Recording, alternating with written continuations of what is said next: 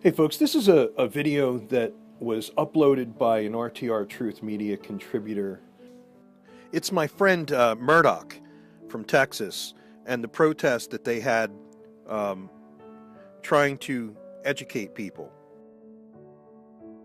The studio version of this, and I couldn't find it anywhere. Not under any of the keyword search terms that you'll see. And I'll talk about in a few minutes. So check this out. This was a rally to inform people about their power and their ability to be able to overturn unjust laws and essentially nullify them. So check this out. To the Frank Crowley Courts building this afternoon.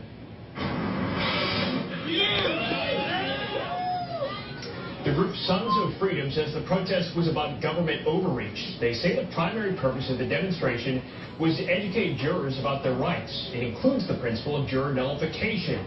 That's the concept that a juror finds someone not guilty because they morally disagree with the law the defendant is charged with violating. As a juror, you're actually able to judge the law itself. If it's something that you feel is against your conscience, that you can say not guilty just because you believe it to be true. And you may have noticed many of those protesters wore yellow vests. Organizers say they did so in solidarity with recent protesters in France. So as you see now, this is a really important event, the guillotine, the yellow vests. I mean, this is something that should be a viral clip on Fox News's site, but it's nowhere to be found. I scrolled the entire site. It's nowhere in search terms, under yellow vests, under guillotine, under jury nullification. It literally was a report that went out and then disappeared. If it wasn't for Rudy, I wouldn't have a copy of this. And I think that it's really important. So anyway, jury nullification is a tool that we can use. It's really important that you, if you're not aware of your right to oppose these laws, when you become a juror, never try and shirk from jury duty. Get on those juries and try and nullify these ridiculous authoritarian laws, these scribblings by political parasites put on paper and enforced upon us even against our will or common sense and decency.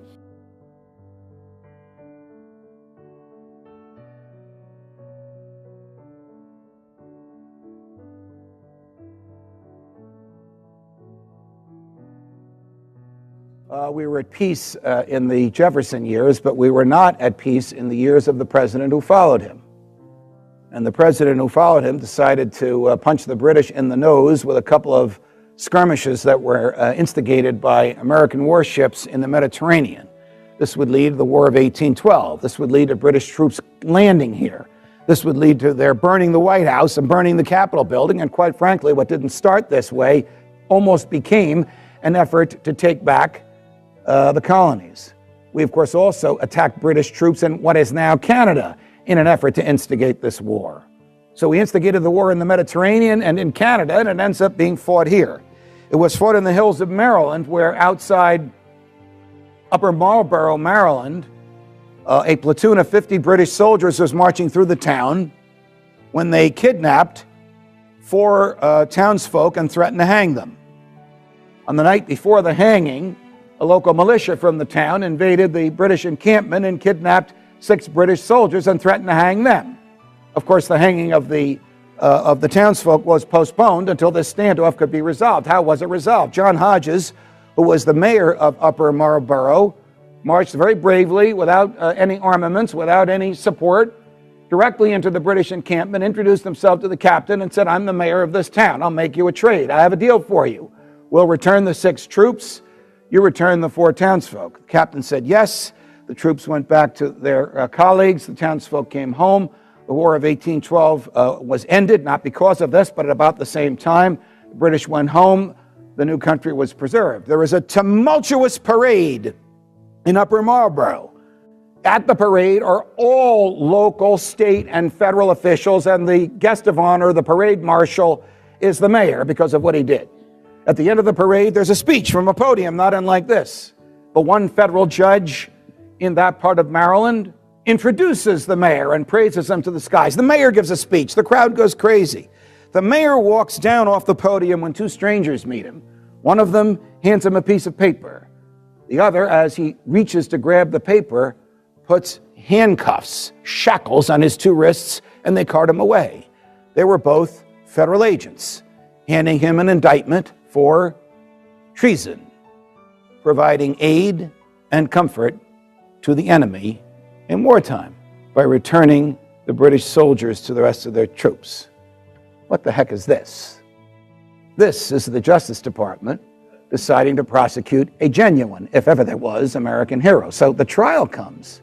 The federal judge that introduced him at the end of the parade is the one presiding over the trial. Everybody in the jury had either marched in or watched the parade. The U.S. attorney prosecuting him was also on that day as at the end of the parade. So the U.S. attorney stands up and said, well, look, Your Honor, everybody knows what he did. It was an act of treason. Even though I applauded it at the time, I didn't realize it until the passage of time. Defense counsel stands up and says, we know what he did, and everybody in this courtroom appreciated it. The judge then says, I'll show you how different the days are today. Gentlemen of the jury, there were no ladies on juries in those days. It's a much better system today.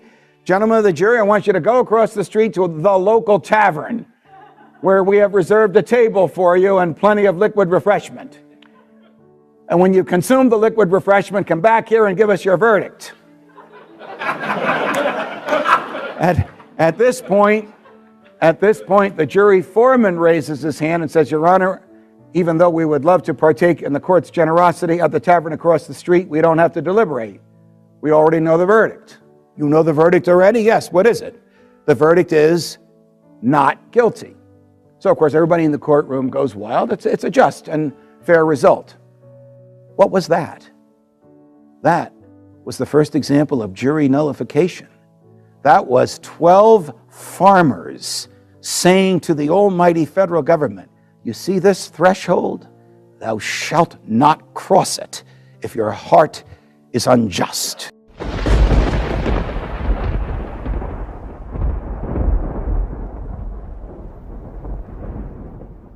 Anyway, if you got something from this video, please like, subscribe, share it with everyone you know. You can go to rtrtruthmedia.com, smash that PayPal button, or you can go to the High Impact T-shirt store through our website. And if you click on the link on our website, Brian Young from High Impact Flicks and I profit share. It doesn't cost you $1 more, and you get to support both channels at the same time. So pick yourself up a politically incorrect T-shirt, or you can make us a one-time donation at PayPal. All of your help and support is appreciated and needed. And thanks to all the folks out there that have made this channel grow exponentially over the past month. My love to you, and see you next time. RTR Truth Media. Freedom is our answer. Unfortunately, we had a pretty darn good document. Never perfect, but it's totally ignored right now. I mean, there's not much attention paid to the Constitution in Washington. There's not much attention paid to it by our executive branch of government, and we don't get much protection from our courts. So one thing that might happen from this, if the people finally feel so frustrated that they can't get the results out of Washington, they're going to start thinking about options. They might start thinking about nullification and a few things like that. But my suspicion is there will never be official nullification or official secession. But if the government continues to fail and they can't deliver anything and the checks bounce, that we will be forced to take care of ourselves, and we will be forced almost to ignore everything they do, because they'll become irrelevant. The only way they will be able to maintain order is more violence and more authoritarianism and more, pressure on us, and that is the great danger. So we live in this precarious times where we'll have to make a decision. Are we going to opt for liberty, or are we going to sit back and say, oh no, they're going to take care of us, we're going to bounce out of this recession, we're going to have jobs by the time I get out of school, and it's going to be all right?